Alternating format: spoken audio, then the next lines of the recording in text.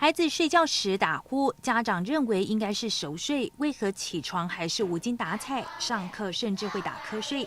保健医院耳鼻喉科医师表示，有不少家长带孩子到医院就诊，问了这个问题，但其实打呼不等于熟睡，甚至还会影响睡眠品质。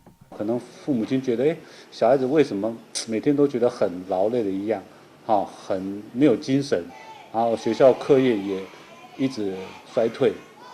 这种东西我们就要考虑到是不是因为他半夜因为睡眠所引起来的一个呼吸方面的问题。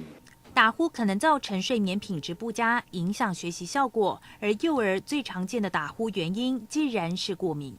小朋友最常见到打呼的原因，大部分都是因为过敏所引起来的，因为鼻咽部可能长时间遗传啊，或者是因为感冒啊、久咳不愈啊，造成的一个过敏方面的问题。所引起来的一个打呼的问题。过敏引起鼻咽部不舒服的反应，导致幼儿睡觉打呼。针对打呼的问题，医师建议家长带孩子检验过敏指数和过敏源。这个时候可能到医院，我们会帮病人先抽看他的过敏指数，还有过敏源。当然有可能我们胸腔方面的检查也要帮他做一下，看是不是有一些气喘啊，或者是那个有一点呼吸窘迫的现象，这个都是我们临床医生要特别注意的。